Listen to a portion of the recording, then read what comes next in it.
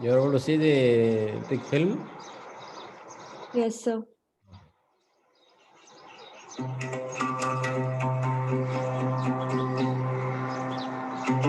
فاطمة هي بما عرفتي بحقيقة البصرة.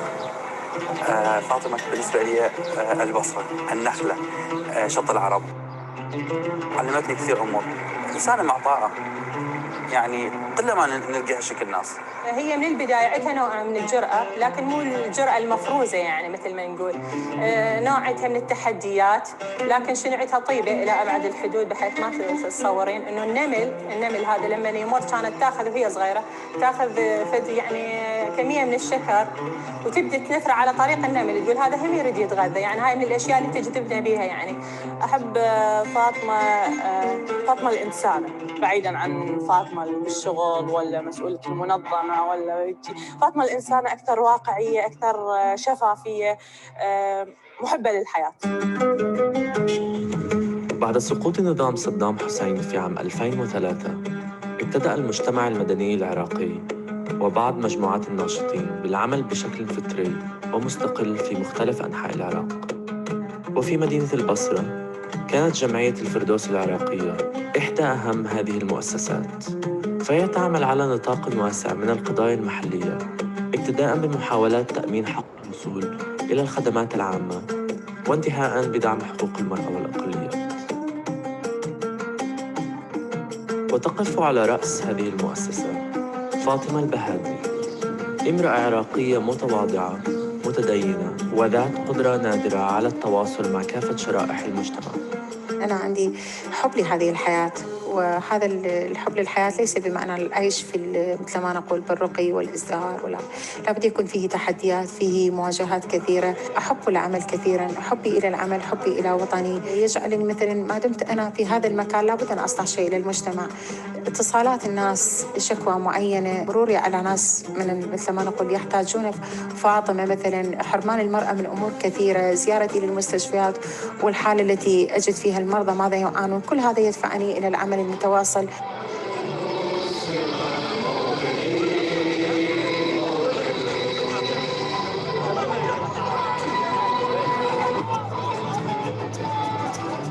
ما يميز محافظة البصرة عن باقي المحافظات أنها محافظة لها ثقافتها، كونها مرتبطة هي منطقة حدودية ما بين دولتين، ولذلك المجتمع أعطى دور كبير وفاعل للمرأة في محافظة البصرة.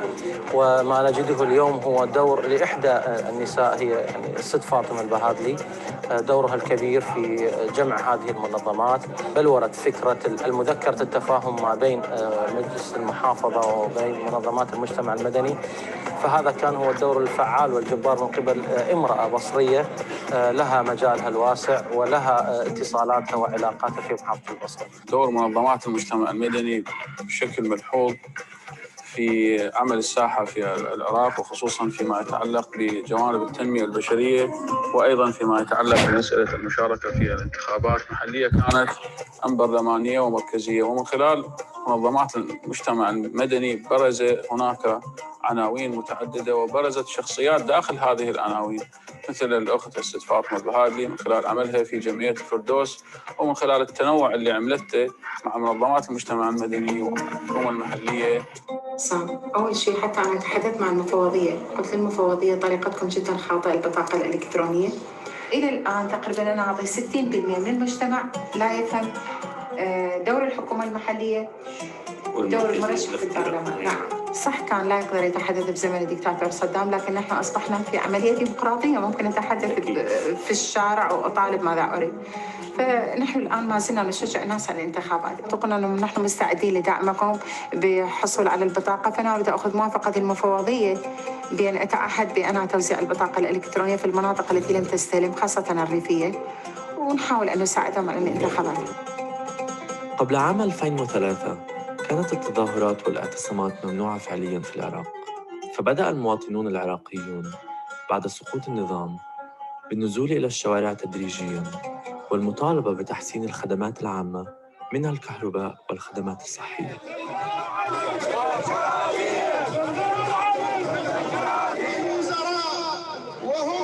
ومن هم بدرجتهم وأعضاء مجلس الحكم ومناوبيهم وأعضاء المجلس. تعد البصرة أغنى مدن العراق وأهم ميناء نفطي فيها، ولكنها معروفة أيضاً بفقر خدماتها المحلية. في السنوات الأخيرة بدأت مطالب البصريين في المظاهرات بالتحول من مطالب خدماتية بحتة إلى مطالب لمكافحة الفساد الإداري في القطاع العام.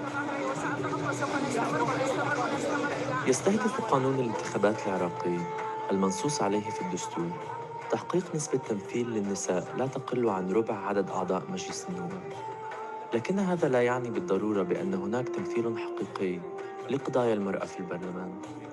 فالأحزاب السياسية عادة ما تختار المرشحات اللواتي يسهل توجيههن سياسياً. لقد أدركت جمعية الفردوس حقيقة هذه المشكلة، فبادرت بالدفاع عن كافة حقوق المرأة، ابتداءً بضمان حق التعليم للنساء بالإضافة إلى البنات والأولاد على حد سواء. تفضل حبيبي.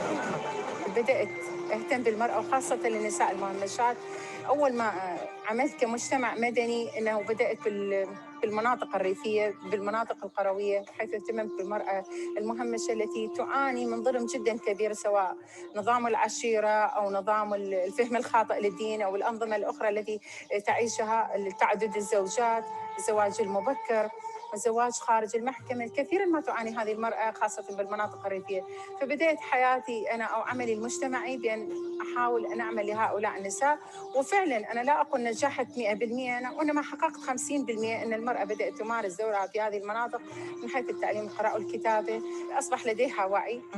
كان لها دور بارز في إقناع العديد من المواطنين خصوصاً في الأقضية والنواحي وخصوصاً في الجانب النسوي لضرورة المشاركة بالانتخابات وضرورة الاختيار، وكذلك إقناعهم للعمل كمنظمات مجتمعية ليكون لهم دور في تثقيف المجتمع وبالوصول المجتمع البصري إلى أفضل ما يتوقع له.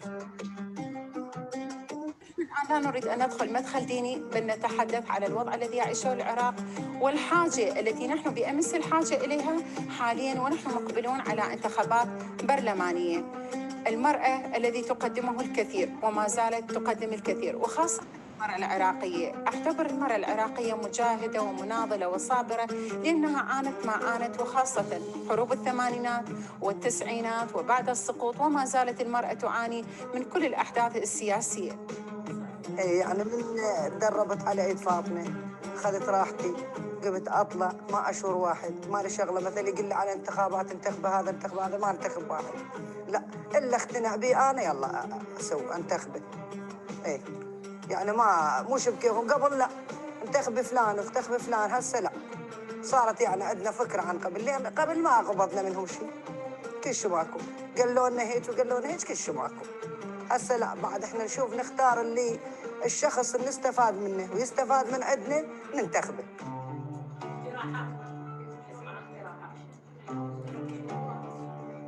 فكنت أتحدث لهم بآيات قرآنية التي تعطي دور للمرأة سواء بالتعليم، بممارسة الحياة، باختيار الزوج. ليس فقط نقول النصوص حقوق الإنسان أو اتفاقية سيداو ما تريده للمرأة، وإنما الأشياء موجودة هي في ديننا، دين الإسلامي الذي فيه تسامح وفيه العدل وفيه كل شيء. إذا نحن إذا كنا فعلا نحمل القيم الحقيقية التي أمرنا الله سبحانه بها تعالى أن نتحلى بها، فهي موجودة في ديننا وعلينا أن نمارسها ونعيش بسلام. لكن نحن الآن نعيش ضمن تقاليد بالية لا تعود للدين بشيء ولا تعود نقول لقانون معين بشيء، غير أنها أشياء قد ورثناها من آبائنا الأولين.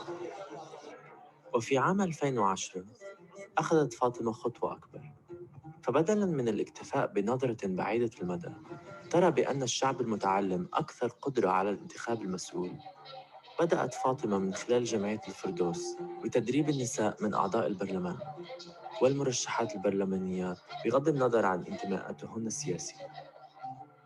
نحن لا نريد أن نتحدث في موضوع عن تاريخ الأقليات وما فيها، لكن هو الفيلم وضح لكم البهائية والنسبية والكاكائية وكل الديانات الموجودة في العراق، إنها كلها تهدف هي إلى السلام وصنع السلام داخل البلد العراق، لكننا نحاول اليوم نتحدث كيف نحن كمجتمع مدني كشباب لديهم مبادرات كناشطات مجتمع مدني نسهم في أن تبقى هذه التعددية، وهذه مثل ما نقول ليس نقول فقط التعدد التنوع يبقى في بلدنا ونحافظ عليه. لأن تعرفون الكثير من المسيح الكثير من المدائين قد هاجروا البلاد بسبب الظروف وعدم الاستقرار الأمني. يا ترى هل نحن نؤمن بالفكر الواحد والمذهب الواحد؟ والله سبحانه وتعالى في آية صريحة قال خلقناكم شعوبا وقبائل، بمعنى نحن التنوع موجود، والله سبحانه وتعالى ذكر بأن البلد فيه تنوع وفيه تعددية. فأنا أتمنى أنه عندما رأينا هذا الفيلم وشاهدنا هذا الشيء نفكر نضع مثلا هدف معين أو آلية معينة ممكن أن تسهم في الحفاظ على التعددية والتنوع في هذا البلد. خلال ممارستي كمرشحة للبرلمان ذهبت للكنيسة للكنائس، يعني دعيت للعمل يعني وياي، ورحت نفس الشيخ مازن أنا رحت للمندائية، فكان اتصالي بالمجتمع بصورة عامة يعني بغض النظر عن الانتماء أو الطائفة، مجرد إنه إحنا ناس أو كمواطن بصري يعيش بهذا البلد ومن حقه يعبر عن صوته. المهم الشعرين يعني تجاه المندائيين أو المسيحيين، بس مهم هو شيء يشعر بهذا الوسط. بالنتيجة اللي حصل أنه صديقنا هناك ذكر أنه زميله المسيحي غادر العراق، وهذا ثروتنا، ثروة التنوع الاجتماعي مالتنا جاي تنضف بهاي الطريقة من خلال التعالي مالتنا وعدم اعترافنا بالمشكلة، ومن خلال يعني ضياع تبديد هذه. خلال العقد الماضي حازت فاطمة على احترام جزء كبير من البصريين، وذلك بفضل كونها امرأة طيبة صارمة في إصرارها على الحيادية السياسية وعدم التبعية للولايات المتحدة ولا لأي ميليشيا معينة.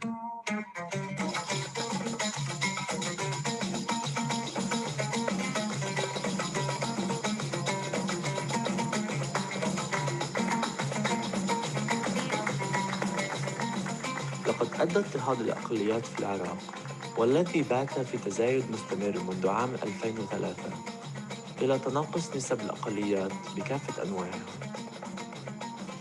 في مناطق البصرة الأكثر تشدداً لا زالت الأقليات المتبقية تواجه اضطهاداً متصاعداً، وهذا ما تعمل فاطمة وجمعية الفردوس على محاربته يوماً بعد يوم.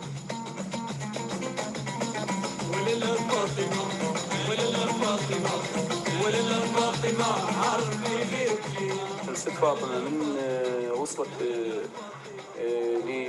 للمعبد هو المندي مالتنا، يعني شفنا حوارها وكلامها، يحب أنه يجذب كل المجتمع اللي موجود وكل الطوائف اللي موجودة، وهي في بالها أنه وفي رأيها، وإن شاء الله راح يتحقق اللي في بالها، أنه تحب تجمع الطوائف اللي موجودة. والله إن شاء الله الناس ككل، مو بس يعني المجتمع المناطق الآن، المجتمع ككل إنه يحب التغيير.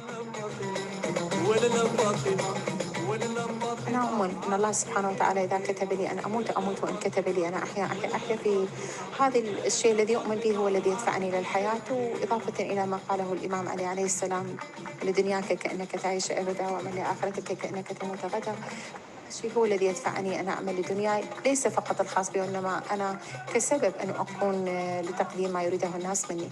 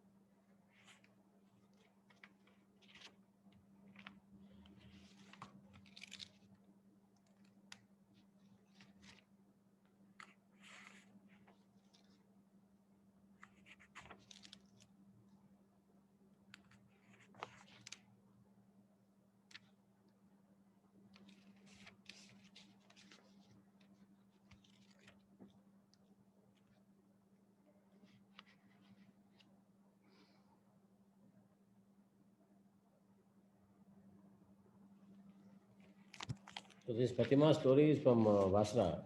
That river Basra separates Iraq from Iran. There's actually a border between Iraq and Iran. Other side of where Fatima was standing is actually Iran. And you have seen how civil society in the post Saddam period is being built by women's movement, and they're particularly constructing one kind of civil society, claiming space for women in the civil society, and by challenging the traditional norms of what women should do, what women should not do, but not necessarily challenging tradition itself, but challenging traditional norms by reinventing tradition itself, which is again a theme which was there in the Pakistani film and Zimbabwe film. Women are trying to reconstruct space for themselves in civil and political society. They are claiming not merely right to vote, etc. In Basra, they are also trying to claim right to speak, right to protest, right to organize, right to express their right to demand policies, to address their grievances in civil society. And in the process, women are emerging as strong leaders in civil society. So Fatima represents the persona of a strong leader, strong woman leader, and not necessarily as somebody said in that film. She essentially that extra bravery. Therefore, she's a brave person, brave woman, not likely to be intimidated by conservative traditions and male domination. So we find interesting project here in this film. So what kind of civil society norms have restricted women in Iraq, and what kind of civil society norms are invoked by her to challenge restrictions on women and to help empowerment of women? How they, so therefore, the dialectic of tradition plays out here. Tradition can be used by civil society to marginalize women, and tradition can also be invented by subalterns, not without it, but with tradition, they try to challenge their marginalization. So, what kind of experience you find in this Basra story? How does Fatima question what kind of traditions, what kind of rigidities, and what kind of traditions are invented by her in order to promote well-being of women, in order to promote well-being of women's empowerment, in order to promote expansion of civil society, claim space in civil society for women and for general, not merely for women, for general marginalized communities, including minorities. So, therefore, it's a very interesting this Basra project is very interesting in my view, and she clearly acknowledges that it happened in the post Saddam period. The Saddam government, whatever it is, repressed basic rights of human beings. It denied human rights, and therefore, in post Saddam reconstruction of civil society, marginalized strata, they are raising their voices against traditions, against conservatism, against religious orthodoxies, and but they are not anti-religion, they are not anti-tradition, they are not anti civil society. They try to reconstruct civil society by invoking traditions of different kind, which are not necessarily orthodox. They are in the classical Islamic traditions, and they discover human rights in classical Islamic traditions. That's very interesting point she refers to in her speech. Therefore, that's how the human rights movement spreads across the world. They invent Islam as the classical Islam as a source of human rights. Classical Islam a source of minority rights. Classical Islam as expression of your knowledge, as a freedom of your mind. So here, freedom of conscience is attributed to classical Islam. So many fundamental rights which are there in the Indian Constitution can be traced to classical Islam. That could be seen in a claim for women's rights in Basra. And similarly, she is also claiming minority rights and attributes that classical Islam talks about minority rights, doesn't simply safeguard majority rights. It also safeguards some minority rights. Therefore, safeguarding minority rights is nothing very new in the modern era. Actually, there in the classical Islam, and therefore, and she has cited the Quran, the particular verb that God has created man and woman as equal partners, but the same God that the God is saying we have also made men and women into tribes, into nations, and sects of different kind, not necessarily one kind. And therefore, classical Islam doesn't talk about mono religious culture, talks about diverse religious culture, including minority cultures. And therefore, this is the conservatism, Islamic conservatism has negated classical Islam. That is her claim. Therefore, she is contrasting a civil society conservatism with the progressive elements in tradition that can be the basis for expansion of civil society and claim space for women or marginalized sections who are marginalized by the civil society's conservatism in general. And we have seen how women are marginalized by civil society conservatism in Pakistan, in Zimbabwe, and in India, many stories. Therefore, across the world, you find civil society plays a dual role. The film actually is an account of duality of civil society, duality within civil society. It is both the hegemonic, conservative, and dominating, and plays a role of marginalizing subalterns, women, minorities, and so on and so forth. It also plays exactly the opposite role. It also is a source of resistance. It is also a source of reconstruction of spaces for marginalized communities. It also it also confers new powers for marginalized community to claim spaces for their empowerment. Therefore, a source of empowerment, a source of disempowerment, source of hegemony, source of resistance. And moral intellectual foundations are there to control and dominate. So the moral intellectual foundations are also there in civil society to help empowerment, to help advancement, to help autonomy of help reclaim spaces for freedom for subalterns, for marginalized communities. Therefore, this duality in civil society is essentially a point made by Antonio Gramsci.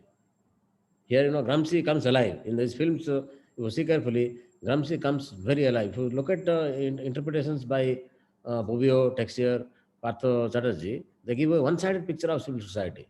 They say civil society is essentially hegemonic. They don't tell you that civil society is source of counter-hegemony. Civil society is source of realization of human rights. Civil society is source of empowerment of marginalized communities, including minorities. Civil society is source of reinvention of traditions. Civil society is a source of varieties of organizations that try to contribute to concentration of our rights and duties. So civil society is actually opposite of hegemony in this film. In this film, you see in Pakistan film and Basra film as well as Zimbabwe film. What do you see? You say civil society is source of resistance, source of empowerment, source of trying to counter marginalization practiced by civil society, so dominant players. Therefore, this duality in civil society, which is essentially highlighted by Gramsci, you see in these films. Gramsci is not saying anything original, but without him, everything would be duplicate. The point is, Gramsci is a views, looks like an ordinary intellectual. If you see in light of whatever you've seen in Pakistani film or Zimbabwe film or Iraqi film. But that ordinary thing is very extraordinary. The Gramsci's point is, if you don't listen to ordinary people, you look like a fool. Most of the intellectuals look foolish. Partha Chatterjee, Bobbio, Texier look foolish. compared to what you have seen in Fatima, what you have seen in Glani, what you have seen in Hosea. Hosea, Glani, and Fatima represent Antonio Gramsci, not Partha Chatterjee, not Bobbio, not Texier. That's the beauty of Gramsci. Gramsci is so elegant, so simple, and if you miss out this part, you miss out Gramsci by miles. That's why Partha Chatterjee and company have missed out Gramsci by miles. A simple point, Gramsci argues that civil society is a dual system. It is hegemonic and counter-hegemonic. It is a process of disempowerment, process of domination, subjugation, as a process of resistance and freedom. It is conservative, it is progressive. This duality is a central feature of all civil society, including modern civil societies. Again, a point missed by many commentators, Partha Chatterjee and others. They argue civil society modern phenomena. That is sadly not true. Civil society, as I told you, is also ancient phenomena. There is a phenomena Aristotle tried to theorize. All societies are civil societies, from ancient till modern times. A central contribution of Antonio Gramsci. The central, again, there's very original contribution. And nothing very profound about it, as I said. But question is, looks original because many others don't understand it properly. Therefore, looks original. Otherwise, not a very profound point. Not very profound. It's profound because followers of Gramsci, including critics of Gramsci, have missed out this point. Therefore, it looks very profound. But in my view, it's nothing very profound. The point made by Hobbes and Aristotle long back, that we have to create a man as a social, rational, and political animal by building civil society and state. Without civil society, without state, man will be either beast or God. Didn't Aristotle tell you? What did Aristotle tell you? Man will be beast or God without polity. Polity means civil society and state. In police, man becomes social, rational, and political. Therefore, that's a simple point missed out by many commentators of Aristotle, and a simple argument missed by many followers of Gramsci, many followers of Aristotle. Gramsci's original contribution lies in reinventing the ideas which have been discovered by Aristotle long back. Reinventing for left and argues that civil society performs a civilizing function. A civilizing function is moral and intellectual, ideological and political. Therefore, it is important for us to examine civil society in terms of this conceptual pair. What is moral, intellectual contribution? That is one pair. And what is the ideological and political contribution? That is another pair. So the distinction between ideology and politics is like this. Ideological function is essentially a kind of a worldview. You try to develop a worldview of thing, what you should do, what you should not do. And political function is to mobilize people to accept this worldview. So there's the civil society mobilizes public. Civil society also inculcates worldview. Which worldview is better? Civil society may help people to develop a worldview. Then, as I said, a civil society is not simply hegemonic; it is also counter-hegemonic. That you may find to oppose worldviews in civil society. Here, in this Basra film, you see two opposed worldviews. In the Pakistan film, you see two opposed worldviews, two different ideological viewpoints. Similarly, in Glani's film, you see two different worldviews. One view tries to dominate women, marginalize women. Another view tries to empower women, emancipate women, and help them fight for a better society. Therefore, one view is legal and one view is paralegal. One view defends law, existing law, other view challenges existing law through paralegal activities and reconstructs laws. You have seen the paralegal activities carried out by Fatima, Glani, and now Glani and Fauzia. Therefore, all these women characters are strong. Strong not because they are roaring or they are shouting. They are gentle, persuasive, and dialogue-minded. And one of the central role of civil society is to build consent-making processes through dialogue, through discussions. Through dialogue, issues are disputes are addressed, disputes are resolved. And now the central task of civil society is to offer dialogue, a dialogue method to redress grievances of marginalized strata. Through dialogue, consent making process is better performed. The central function of civil society is to prepare each of us by, by making us willing partners in carrying out ideologies and politics. Either way, you may, for conservative, you are also drawn to accept it through persuasion. And for progressive value, you are also drawn to accept it by persuasion. Conservatism also percolates among us through dialogue. So also progressive values percolate among us through dialogue. Dialogue is a bedrock of both conservative ideology as well as progressive ideology. Dialogue is a bedrock of hegemonic ideology and counter-hegemonic ideology. Civil society, as I told you, essentially a consent-making set of institutions. We believe in building our consent, building our agreement to accept a viewpoint. Therefore, that's how a debate discussion take place, arguments take place, exchanges take place, but there is no coercion involved here.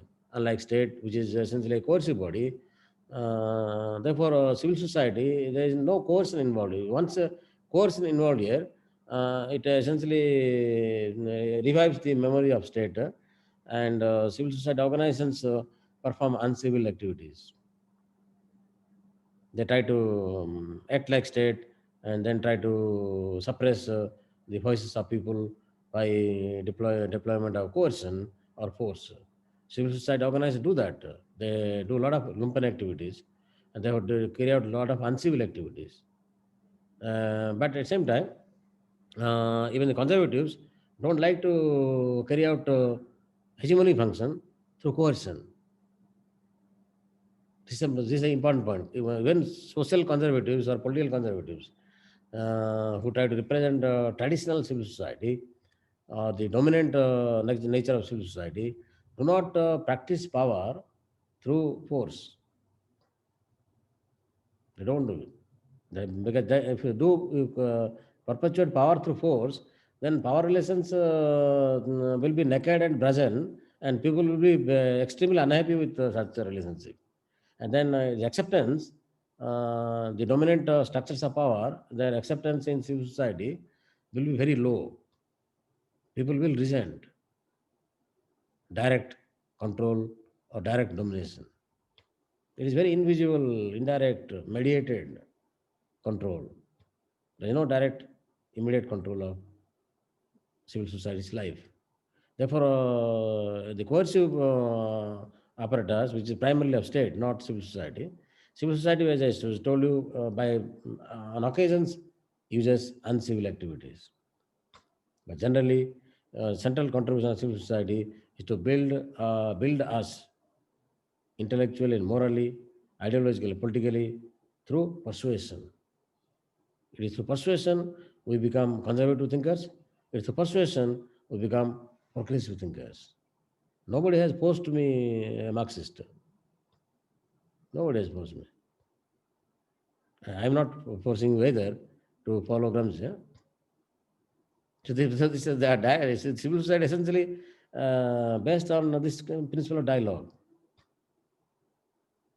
and mutual learning, dialogue as a core value. And you have seen that in Pakistani film, you have seen that in Zimbabwe film, you have seen that in Basra film. It's through dialogue, discussions, collective ideas, or ideologies of particular kind, whether progressive or reactionary, percolate in civil society, are disseminated in civil society. The dissemination takes place by mobilization. Politics essentially about mobilization. Ideology is about belief. So ideology about theory, politics about practice. That's an important distinction made by Gramsci.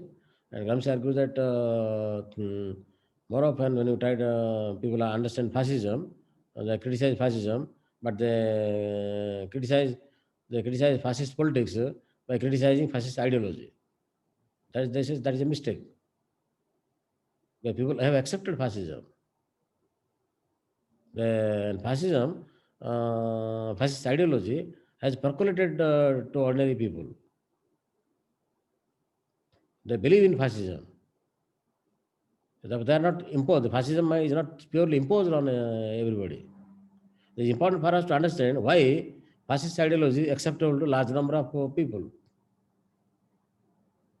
And when they accept it, they don't accept it in terms set by fascism. They also put terms of conditions for fascist forces. Therefore, fascist forces accommodate many commonsensical aspirations of subalterns. It's because of that modern fascism has acquired a mass character. Therefore, fascists too have mass character. Though it is controlled by high-powered elites, but yet they make fascism acceptable to ordinary people by accommodating large number of aspirations of the marginalized. It is because of that realization, Gramsci makes an attempt to examine common sense. Gramsci, if fascism had not been accepted by anybody, Gramsci would not have inquired into common sense. The reason why he examines common sense, he realized that fascism, as I told you in early class, has become acceptable to everybody. And that too, at no soon time, whereas fascism and communism were born same year in Italy, where fascism became very popular in Italy, communism could not become popular in Italy. Despite being a popular ideology, it could not mobilize people. Why? And fascism is supposed to be an unpopular ideology and more popular with people. Why? An unpopular ideology is more popular with people. A popular ideology is less popular with people. Why? It means one thing. It means ideology and politics don't go together. A progressive ideology is less popular. A reactionary ideology is more popular. Why? That question is very important for Gramsci. And this is what most of the progressives in India have missed out. If you notice carefully, the progressive left in India, both Ambedkarites and communists and feminists, they are out to criticize the Hindu right. But they don't inquire why Hindu right has become popular. Why and how it has become popular. And if the answer to this question by saying that Hindu right has manipulated popular consciousness. By manipulating popular consciousness, nobody can be popular. Just imagine if I try to manipulate you right now here, do you think you will accept me? It's a common sense which is lacking on the part of the left. I cannot control your mind by manipulating your mind. I can control your mind by convincing you to accept Gramsci. I can't simply manipulate your consciousness. How do I manipulate? Neither, and that's why manipulation takes place in a subtle form within which idea of manipulation must be acceptable to all of us. Therefore, to make a manipulative ideology acceptable to all of us, manipulators accommodate our interests. This point is by and large missed by left-wing commentators of Hindu right. How Hindu right has become popular, how Hindu right has become acceptable, how Hindu right has accommodated the demands of subalterns from time to time and gain ascendancy, gain hegemony over their life. These questions are completely marginalized by the critics of Hindu right, except Gramscian intellectuals like Arun Kumar Patnaik. Therefore, this is a tragedy of most of us in India. We don't understand that the consent making process is complex. It just cannot survive through manipulation. Manipulation, yes, but manipulation not alone. By simply manipulating media, this, that, you can't control mass consciousness. You have to accommodate aspirations of masses in order to dominate over them. This is a central contribution of civil society. The central contribution of hegemony comes into existence not through domination alone, not through manipulation alone. Hegemony is hegemony because it also accommodates. It also accommodates subaltern interests, at least partly, and then controls them. This point, therefore, this duality, again, hegemony has a duality. Civil society has duality, hegemony and counter hegemony. Hegemony has duality, domination and consent making. This duality is interesting, no, but the way Gramsci examines everything in terms of dual forms, absolutely path-breaking, very original and very, I have not seen such an intellectual in my life actually, who tries to examine everything in terms of dual forms. Everything, counter hegemony, it will examine dual forms. And then that each form you will again see in duality, series of dual, like you try to examine onion, you see only onion. Peel it off, you'll see one layer of onion. If again peel it off, you see one layer. So that's how pairing, he pairs a concept broadly speaking, then examines, then each pair, each concept he tries to again break into a pair. Then each pair again breaks sub pairs. That's how pairing continues. Gramsci, the way examines this pairing of duality of a phenomena is absolutely phenomenal. I'll give you an example. Say, for example, say civil society is a domain of moral intellectual function. Now, the moral order again classified into consent making and coercive. Subtle force. Not blatant, but subtle. Again, consent making is classified into one pair. Subtle force is classified into another pair. So this pairing continues. As it goes deeper, you will notice a lot of complexity. The way it examines a phenomena, as somebody says, he uses a diachronic method and tries to argue that every phenomena has two sides and contrary sides or different sides. Two opposed sides or two different sides constitute a phenomena. Suppose you examine civil society, it has two sides. One moral side, other intellectual side. A moral side can be seen in two forms. Intellectual side can be seen in two forms, ideological and political. Some intellectual functions are ideological, some intellectual functions are political. Politics also gives us education. No? Politics also tries to impart a sense of wisdom in our mind. Politics also educates us. Politics also tries to learn from us. Therefore, politics also performs the intellectual function. So again, he classifies them into pairs. Ideology, again, multiple forms of ideology. Similarly, political functions are multiple forms of politics of consent making, politics of coercion, ideology, which is moral and intellectual. So this is how it goes on classifying them. Therefore, to be with Gramsci, you must remember one thing. You must learn from his methodology. Try to understand every phenomena in terms of a diachronic system. Every phenomena has two sides. There may be different sides, or there may be opposed sides.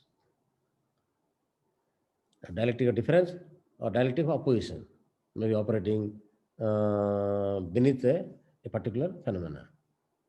Therefore, depends on what kind of issues when you confront. Actually, situation will guide you whether a phenomena has two different sides were opposed to, or two different sides were just different without any antagonism between them. Therefore, it depends on what kind of context, but then each one has to examine separately, and that's how he examines civil society, state, everything. Intellectuals, every damn thing examines in this diachronic format. For him, synchronic reading, one kind of evidence to build up a story is inadequate. You must build up a story by focusing on contrary evidences or different evidences. That lands Gramsci in the diachronic method. Diachronic is a synchronic method of what happens. You try to present a phenomena in terms of a harmonious whole and collect similar evidences, many similar evidences to pile up argument. Like, for example, Arthur Chatterjee describes civil society as a legal sphere, as a hegemonic sphere. Therefore, what he does, he collects evidences of one kind to support that this is hegemonic, this is hegemonic, this is hegemonic. Therefore, everything compiles evidences of hegemonic kind in order to come to conclusion that civil society essentially hegemonic sphere. Alex Texier does same thing. Bobbio does same thing. Their reading of civil society, in my view, is synchronic. Collect similar evidences to argue that civil society promotes hegemonic role. Hegemonic in a moral sense, hegemonic in intellectual sense, hegemonic in ideological sense, hegemonic in political sense. By compiling evidences of one kind, now different moral evidences they collect, intellectual evidences they collect, ideological evidences they collect, and political evidence they collect. Finally, they say that civil society is hegemonic. Collect similar evidence, remember, similar evidence of different kind, moral, intellectual, ideological, and political. But evidence are similar. They try to justify how civil society is hegemonic. This reading of civil society can be called synchronic reading of civil society. Whereas Gramsci doesn't follow this method. Gramsci offers a diachronic view of civil society. And civil society is a relationship consisting of events which are different or opposed. Therefore, there are contrary evidences that form civil society relationship. Contrary or different. This is therefore Gramsci deploys a pairing. And as I told you, civil society hegemonic as well as counter hegemonic for Gramsci. Civil society is traditional and modern, progressive, conservative and progressive. Civil society is legal and paralegal.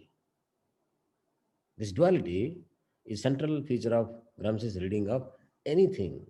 Common sense, progressive, reactionary, good sense, bad sense. So also civil society. Religion, popular, elite, intellectual and non-intellectual, common sense and folk. So multiple diversities of a phenomena. So there is nothing called one religion. There is nothing called a religion. Women's religion different from workers' religion. And women's Catholicity different from the Catholicity of the peasantry, of student, of youth. Therefore, the diversities are part of a religious phenomena. So also civil society. Every damn thing he tries to read through his diachronic method. Every phenomena presents contrary evidences. Always, without an exception. A point thoroughly missed by commentators like Bobbio, Texier, and Arthur Chatterjee. Arthur Chatterjee presents civil society as a legal phenomena. When you talk about civil society, I will come back to it again. I will tell you that lecture will be based on Partho's understanding of political society. That will refer to his take on civil society. But I am advancing my argument now. Artho, like many others, present a synchronic reading of civil society as a purely legal phenomena, which is partly true.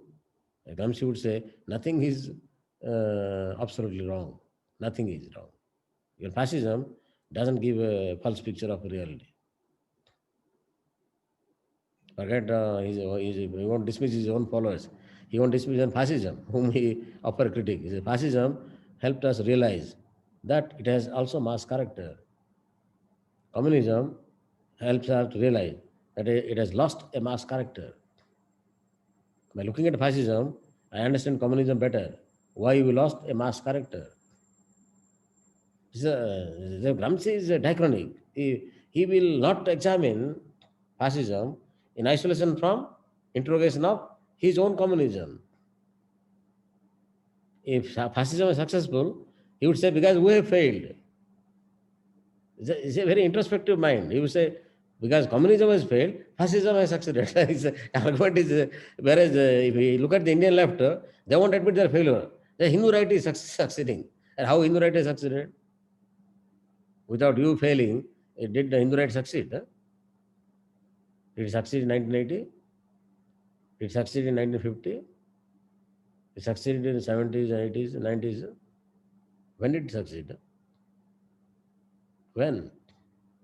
And when it didn't succeed? Why it didn't succeed for the last 70 years? This question is important for Gramsci. It's a typical Gramscian question. Gramsci would say, that, look, since you have failed and you are not unwilling to admit your failure, you are simply criticizing the other. Merely criticizing the other will not make you a progressive intellectual.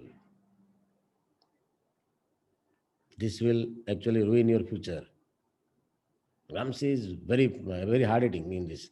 He say, if you don't examine you in the other, your assessment of the other is devoid of you, then that process will ruin yourself. It has consequences for your own growth. You must always examine you in the other in order to enhance your self-improvement, your self-empowerment. Depends on your assessment of you in the other. You are simply examining other as independent entity, trying to repress yourself. That is a false binary assessment. It's actually, as I said, synchronic assessment. You try to examine only those evidences which compile against the other. But you are not telling me those evidences which indicate your own weaknesses. You are silent on that. You're only criticizing the other has become strong, other has become powerful, other has become dominating, other is hegemonic, this, that. That is all partly true, partly nonsensical. You are trying to hide that you are weak. You are trying to hide your failing over last 70 years. And not even willing to admit that your failure for last 5 years. Communist movement in Bengal has not admitted its own failing in Nandigram and Singhu so far. They criticize neoliberalism for ruining them. This is politics of conspiracy. This won't help the left movement to progress 1 inch. It lacks introspective assessment of itself. By simply criticizing the other, by not putting yourself in the other, by keeping you out of the other, you are creating a split discourse that will not help self-empowerment. It may disempower other, it may not, but it won't empower yourself. That is central contribution. Gramsci offers a binary reading. Gramsci offers a diachronic reading. Contrary, you must look at the phenomena in contrariness and read them together. The diachronic reading basically is this. You are compiling contrary evidences all the time in order to understand the nature of a phenomena. Every phenomena, as I told you, has many sides. They present at least 2 sides and 2 different sides and a series of 2 different sides. Series, I said, series, not one. Series of 2 different sides. This, that, A/B, then C/D, like that. Every phenomena has this intellectual, moral. ideological, political. Now, this every phenomenon presents in this multitude of differences and opposition. Therefore, it is important for you to assess the phenomena in its many-sidedness. If I examine fascism, strength of fascism, and how it is managing is that its power of fascism, hegemonic character of fascism, Gramsci would demand: are you willing to admit weaknesses of counter-hegemonic forces? If you are not willing to admit weakness of your own weaknesses, you have no moral right to criticize fascism. Gramsci put this condition. Therefore, why many communists hate Gramsci? Because of this reason. He puts a stipulation on communism that once you're critical of the right, once you're critical of fascist right or whatever, is your task is to criticize yourself. Who is ready to criticize yourself? Huh? Arun Patnaik criticize himself anytime. He is claiming he is right always. Huh? This is a contrary to Gramsci. You can't claim that you are right always. You must admit your weaknesses. As a result, other is powerful. This is Gramsci. That's why Gramsci offers a diachronic reading of everything. If other is powerful and I am trying to assess the other, I must assess myself how I become powerless. And why? And how I have contributed to my own powerlessness. This is why Gramsci's method of reading a phenomena is so historic. Absolutely nobody else in the world has been as innovative as my favorite philosopher, Antonio Gramsci. I have not come across any thinker as deeply embedded in analyzing ideological political processes as Gramsci has done. Absolutely fantastic, breathtaking. Everybody else tries to understand phenomena synchronically,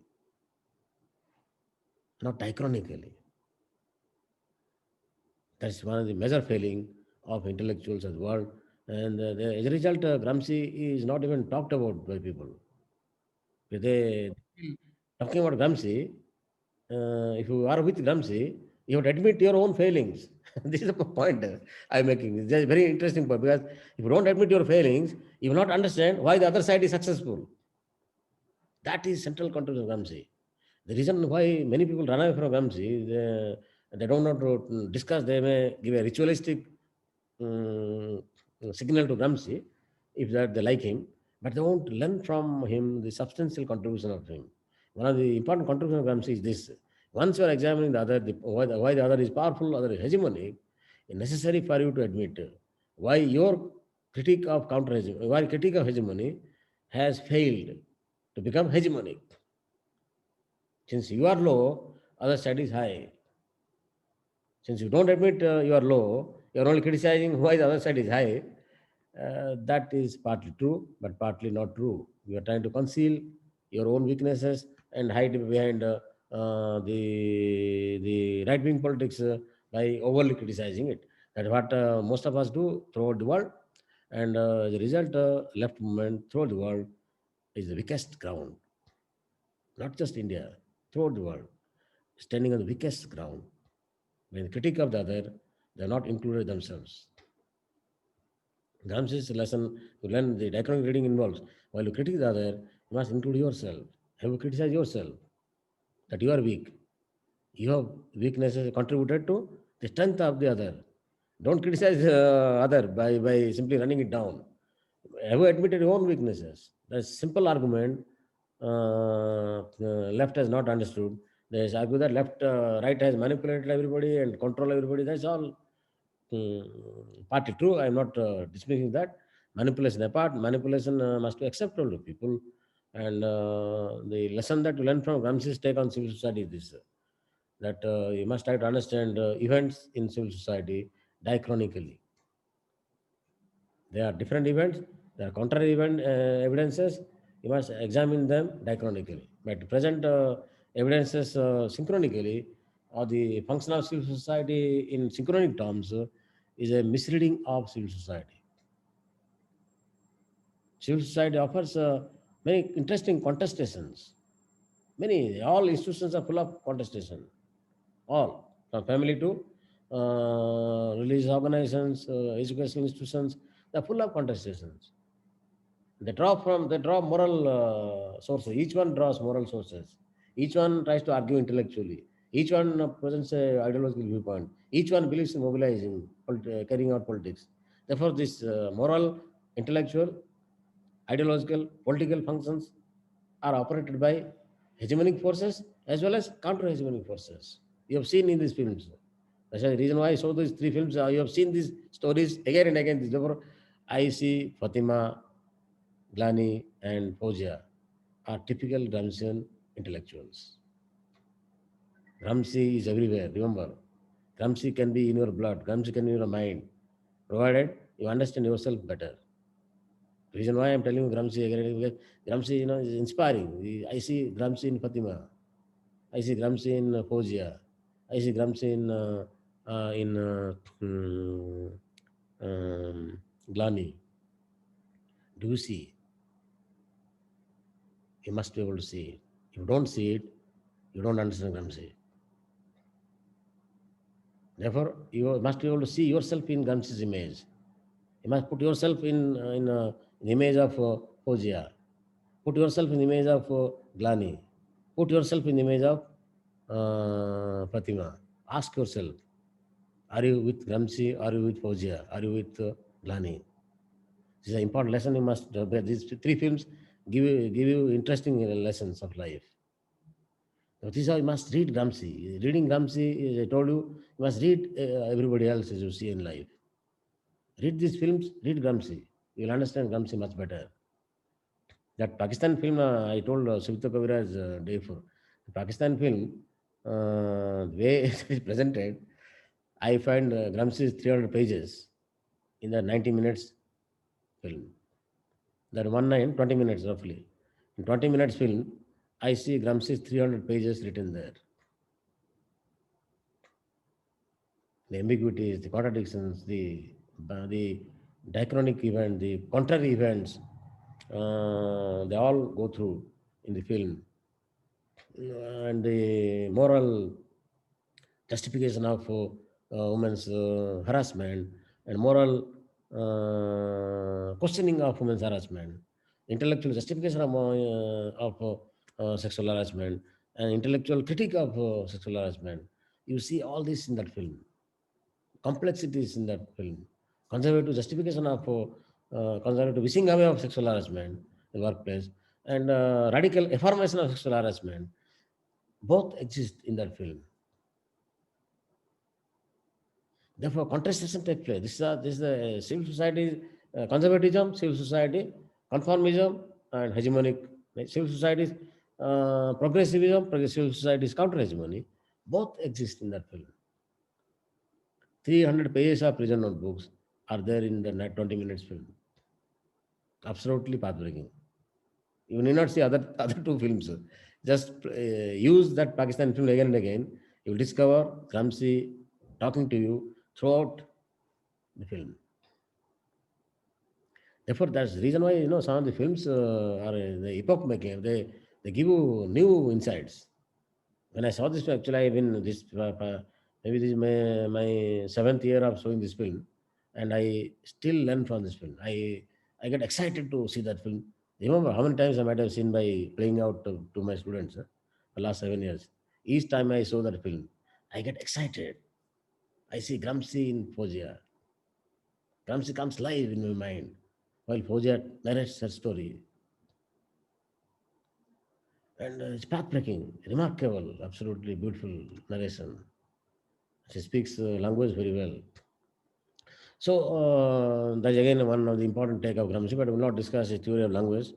Those who are from humanities should look at his theory of language. They're very interesting, very engaging. His theory of grammar, etc.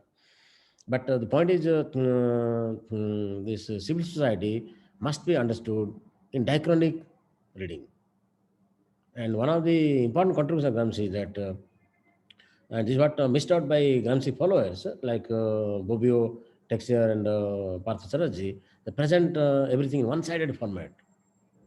Civil society hegemonic, legal, this, that, domination, or moral, intellectual. That's all forgetting that it is also hegemonic. So therefore, you find Bobbio taking a liberal view of civil society, presents civil society as if is a moral, intellectual, civilizing role, and it has no hegemonic function. And Texier takes the opposite view. Texier argues that civil society hegemonic. Pathasari takes opposite view. Civil society hegemonic. Misses out its moral, intellectual fabric, its civilizing role, and therefore it misses out its counter-hegemonic tendencies. Therefore, you find that this one-sided account, especially by Gramscian followers, these are all three Gramsci stalwarts and the Gramscian fans. They try to distort Gramsci, then where will Gramsci go? So therefore I say Foggia is a true Gramscian scholar, not Partha Chatterjee, not Bobbio.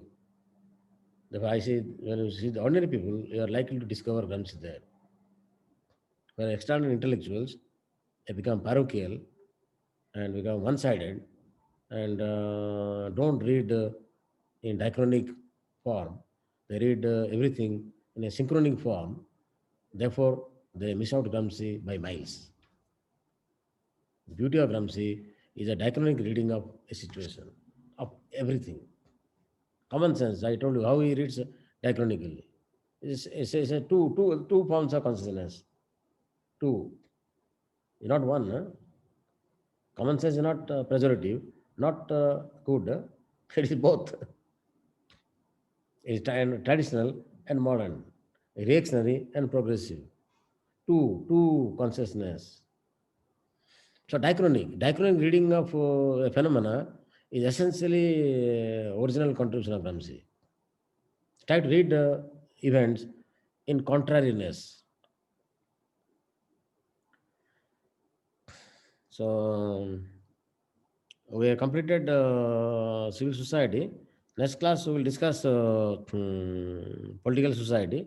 Again, we'll come back to civil society because they are closely linked with each other. And I told you we'll discuss Parthasarath's take on political society. I've written a paper on that. I will send you by mail. And if you like to ask questions, let us discuss.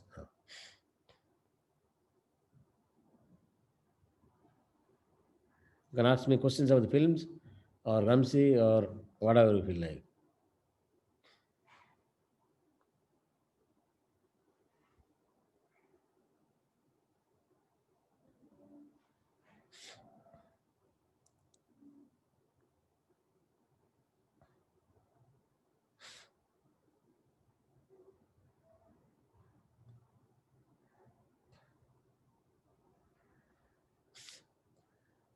Nageswara, I will ask you a question if you don't ask me. So be quick. Within a minute, I will throw you three questions. You have to answer them. Be careful.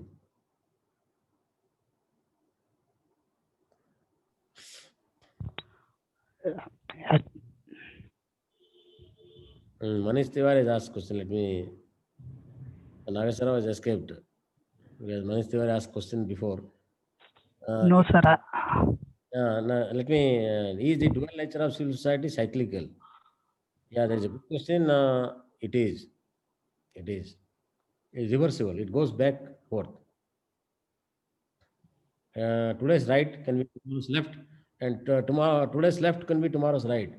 Today's organic intellectual can be tomorrow's traditional intellectual, and today's organic traditional intellectual can be tomorrow's organic intellectual. Therefore, this goes in a cyclical form, reversible. That's a good question. It happens that way actually.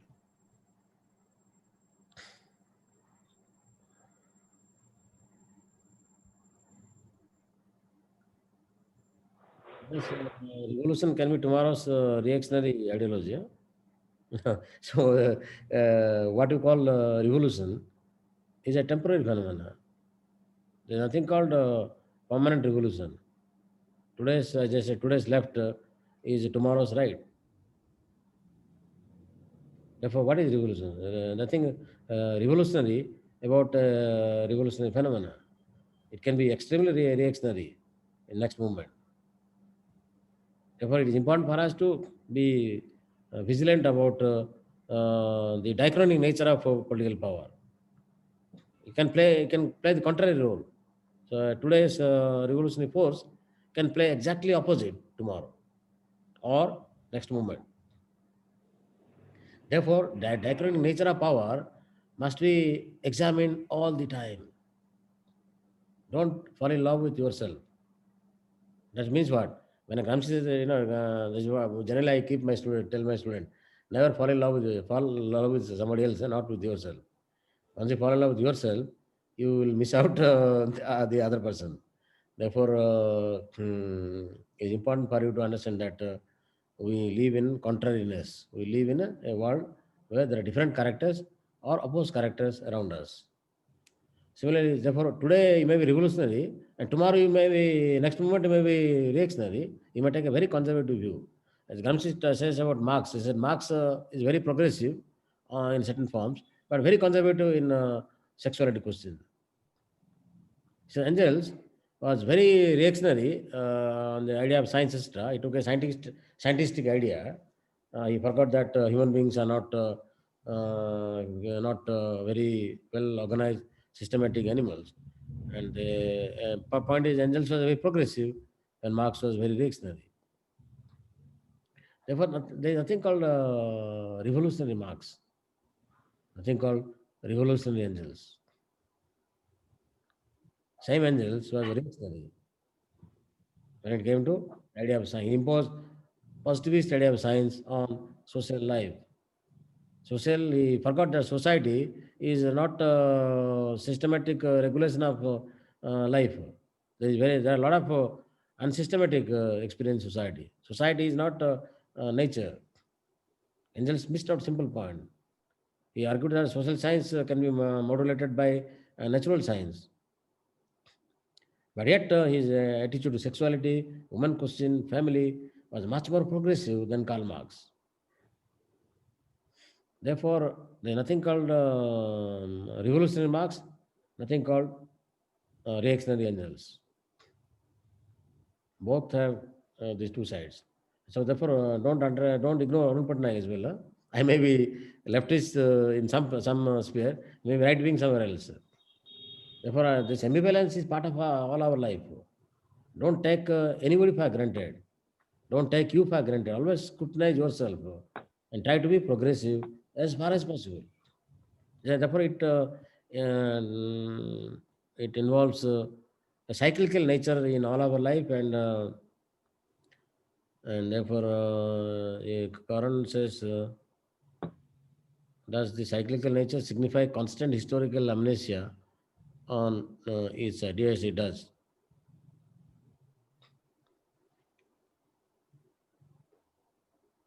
So therefore, to come out of amnesia, it's important for us to read an event diachronically. That's the important contribution of Gramsci. Therefore, you don't become complacent about anything. Don't fall in love with yourself, and don't simply criticize others. Love and hate are integral part of your own life. You must hate yourself as well. Huh? Can't simply hate others. Huh? Arun Patnaik must hate himself. Huh? Hannah must hate herself. Nageswara must hate himself. You can't simply hate Arun Patnaik. Huh? You do so, Nageswara, you must criticize yourself. Basically, I'm using a metaphor. I said, you must criticize yourself. That's not enough to criticize Arun Patnaik. Not enough to criticize BJP. That's important. That's a diachronically you must read you and others. What is the meaning of being progressive? There is no meaning. Meaning, as I told you, there is nothing permanent meaning in anything. Progressive means what? Essentially trying to look forward. You think that you can have a better future. You believe in progress means something out there, But you are trying to, you don't accept the present as it is. But when you accept the present as it is, you see present in full of contradictions. You anchor yourself on one arm of the contradiction and criticize the other arm, trying to repress it. Therefore, progressive basically means what? You are trying to criticize that arm of the present, which is trying to control the other arm. and you let you speak, the other arm speak through you, because that is subjugated by the other side of the event. Therefore, when you are challenging the powerful, you are representing the marginalized, and the way they are suppressed by the powerful, you represent the progressive currents. Because you speak for their future. The future is in your hand. You defend their future. You become progressive, and that's true for each one of us as intellectuals. But Gramsci would go further. You say even the ordinary people are also progressive. That they think they must reconstruct a better life. They want to also challenge their subjugation. Without Gramsci, without Marx, without Ambedkar, subalterns challenge their subjugation. They confront, they negotiate, they try to improve their life. That is equally progressive. Progressive is about improving your life constantly for better. That's what progressive is all about. Sir, Yeah. Sorry, tell me. sir, what are the incentives for being a conservative? Conservative incentives are many. Conservative is not necessarily bad. For example, look at this film. She is challenging social conservatism, the Basra film. She is challenging social conservatism. Conservatism practiced by religious orthodoxy by inventing a tradition which she tries to conserve. Therefore, that is a conservative streak. When you're trying to conserve a tradition which is lost out because of conservatism, you are essentially restoring a tradition. No? You are not trying to say something new. You are saying this is what is lost, and I go back to it, and it's lost because of conservatism over time. Therefore, this is the reviving traditional belief which is lost out because of conservative time is equally conservatism. One form of conservatism, which is actually, in my view, plays a progressive role. Where you are trying to, therefore, as I told you, try to read things in diachronic form. A conservative value can be progressive. The way she invented Islam for minority rights, for human rights, is a conservative thinking. Trying to revive a traditional view which is lost. Conservative means what? Conserve a tradition which is lost. She is trying to conserve a tradition which is lost. Islamic tradition. She is trying to do it very consciously, deliberately, in a modern form. That is, in my view, a conservative streak, conservative thinking. But she is doing for a progressive cause. Therefore, do not brand people. This is conservative, this is the progressive. This is, don't try to understand things in a complex, therefore, diachronic format. So I hope I made my point. Because this is what exactly all of you, by the way you are asking questions, you are still thinking of synchronic format. Don't read event synchronically. Don't read. Read events, read ideologies, read politics, read moral dilemmas, read intellectual projects diachronically. This is important. This reading is very important. As you do it, you see conservative is radical, radical is conservative, conservative is progressive, progressive is conservative. This duality is part of all our lives. It is essential. Therefore, it is important for us to, as I criticize you, I should criticize myself. If I'm extrovert, I should be introvert. I can't be simply extrovert all the time. Criticize Nageswara Rao and don't criticize myself. Nageswara will hate me after some time. But once I begin criticizing myself as I criticize him, he will start liking me. That's what Gramsci says. To be connected with each other, we must criticize each other and learn from each other. If you don't do so, you simply go on criticizing BJP, don't learn from BJP. You are creating binary. This is actually, you are creating a synchronic reading of BJP.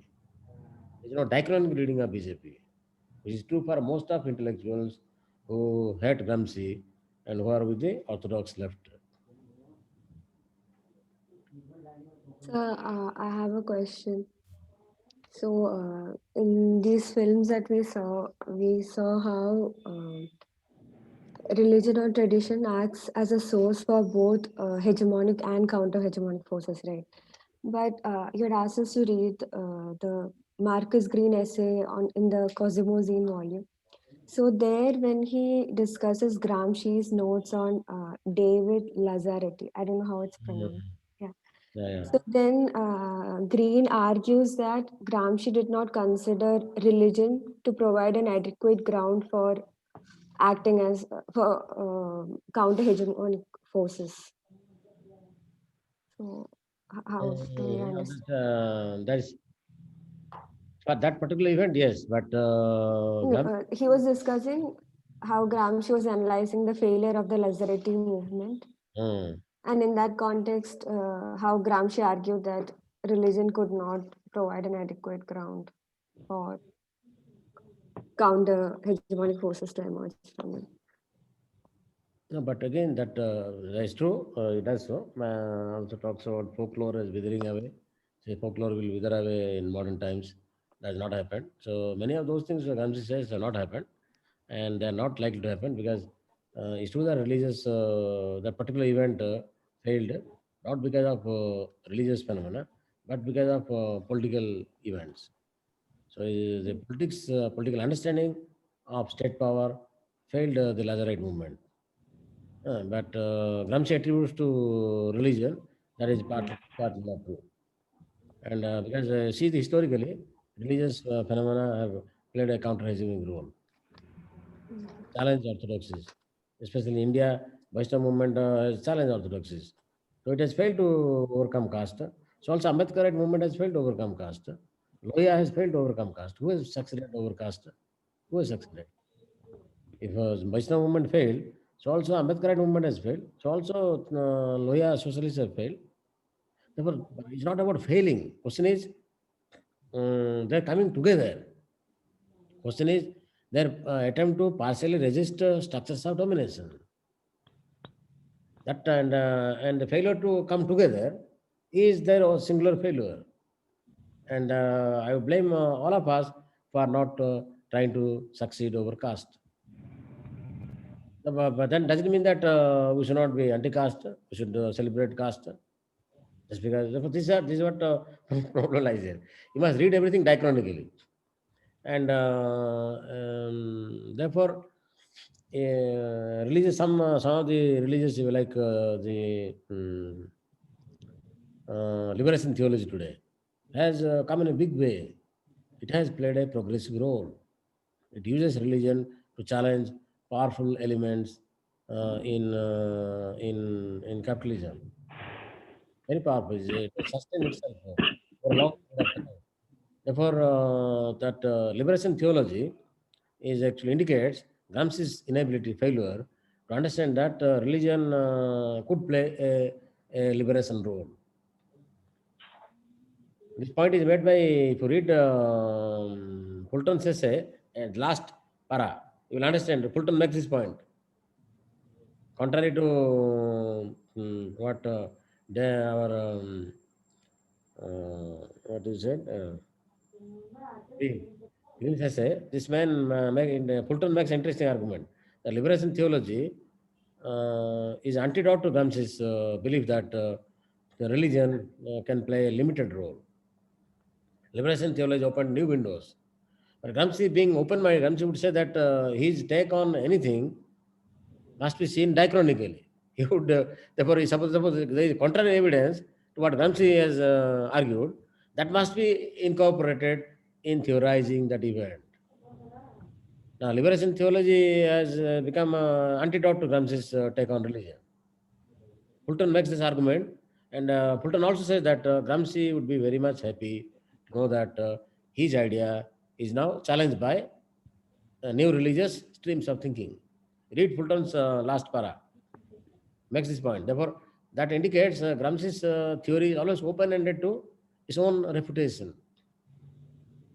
No reading is ever complete by itself. Gramsci makes this point. He says no synthesis is ever complete by itself.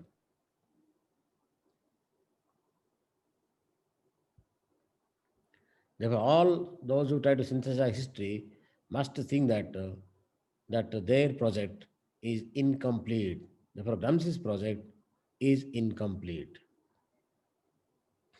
Gramsci makes that point very clearly in the prison notebooks. My project has to also should be seen as incomplete.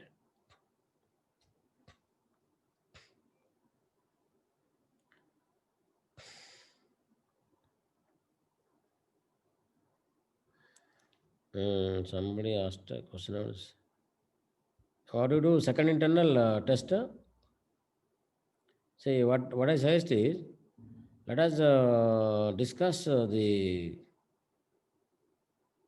I told you second internal should be a kind of a discussion, but then online, how do you discuss?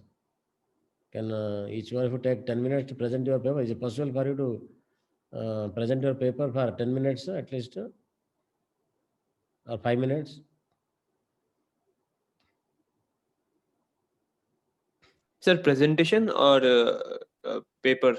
Like, you're not clear. Present your paper and send me that letter, or you can give oral presentation and send me a written one letter. But I need a presentation, oral submission by you, from a text or from your memory. Yeah, okay, sir. And I should do different aspects of religion. You choose anyone. You can choose religious common sense. You can choose folklore. You can choose story of popular religion. You can choose a story of intellectual religion, Vivekananda or somebody else. So it depends on how to go about it. And you can write a story on Vaishnava movement. You can write a story on SNDP, a story on Mahima Dharma. You can write a story on Ravidas or Kabir. If you are from different parts of India, I leave it to you. Choose a particular religious theme and present a story for 10 minutes. But point is, can you do it technically in this Zoom session? Can you open out and present? That should be possible. You can need not be visual, but you can orally chat with us. Then let us interact with you. You should be teacher that day. I won't teach anything. I will ask questions. Unlike you asking me questions, I will ask you. I will bombard you with questions. Sir, your topic is not still clear. Like, you are asking us to present our views on a particular point of view of religion, or you want us to present on Gramsci's theory of religion? No, don't talk generally. I'm talking of one aspect of religion. There are 4 aspects. Choose one and tell Okay. a story. Okay. Religious common sense one. Tell a story.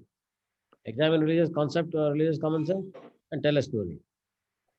Suppose you want to examine folklore, choose a folklore, Ram Katha or Hari Katha or Bura Katha, or Mohininatyam, or something. You tell a story of that. Similarly, you want to examine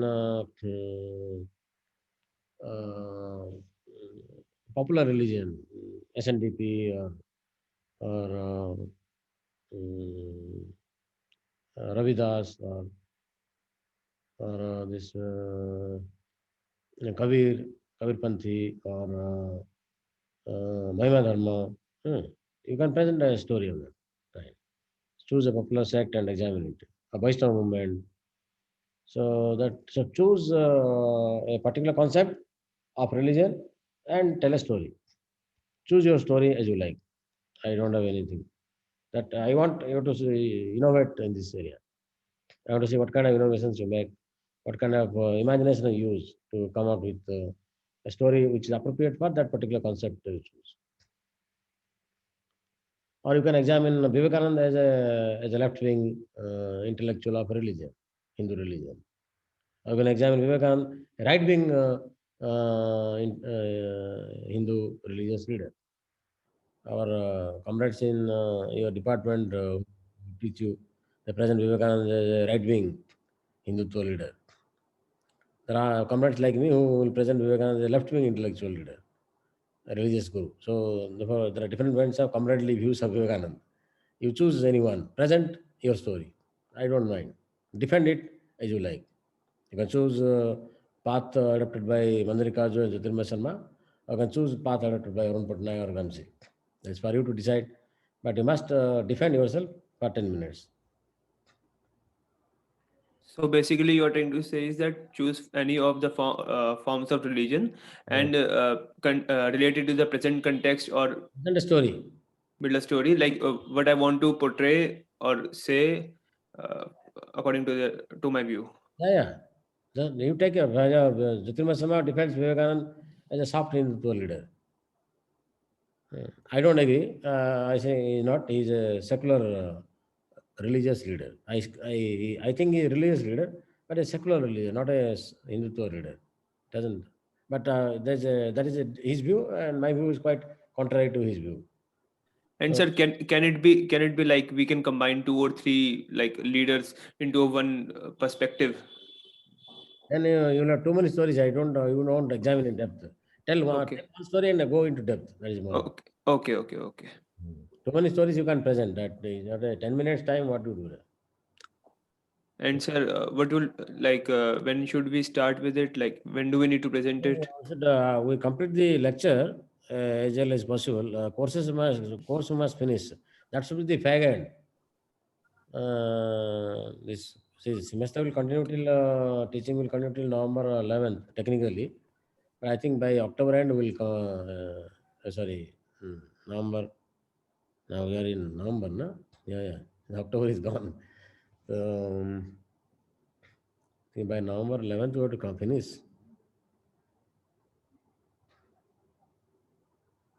No, sorry, December 11th or no? What? You remember, Mohit? December 11th, sir. December 11th. No, yeah, that's right. Yeah, suddenly I got confused. So let's do it in the. You have 20 students, and suppose you get 10 minutes each, and there is some discussion for another 10 minutes. So you take 20 minutes each. Then every day, a 2-hour class. How many can 2 hours means 120 minutes. 20 minutes. Six students can present in a class. So 20 students, we need 4 classes. Therefore, we need 2 weeks.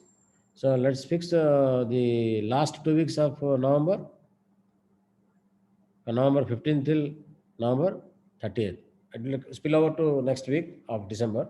But our story will end with that. Yes, Professor. Fine. So November 15th onwards. Yes. Right, I will may you prepare. I will call roll number wise, and you go on presenting. So those who are the early part of the registration, your roll number, those who are early parts, they will be my first victims. Then other victims will follow later. So then I have no choice but to go by some kind of present roll number call. And so those who get ready and come prepared. Choose your topic, and so first 6 roll numbers will present. I will get my attendance register and follow the roll number call. Starting from 15th November, na? Starting from 15th November. Okay, sir. And I will try to complete 2-3 topics before 15th November, so that we complete this course. The course cannot be fully completed now. It's such a difficult condition. So try to finish major portions of the course, and then we'll go for a presentation.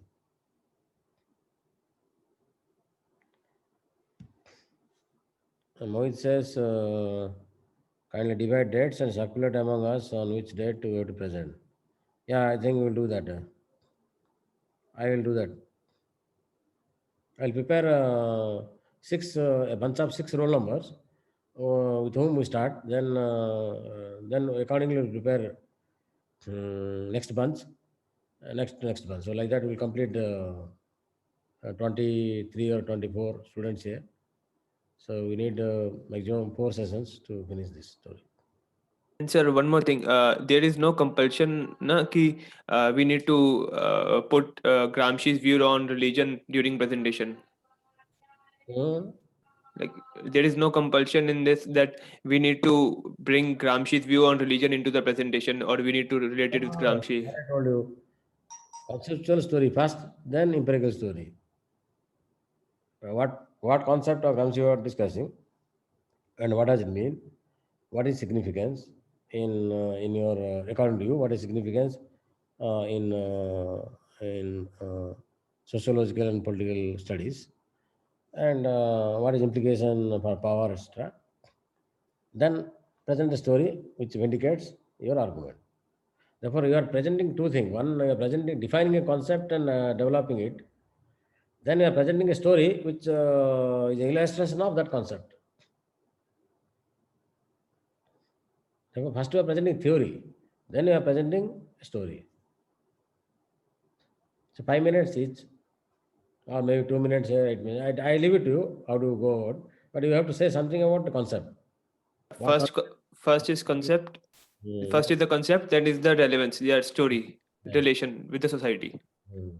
Okay, sir. Clear.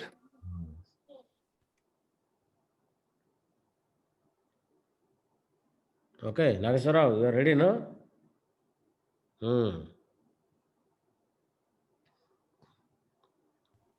Yes, sir.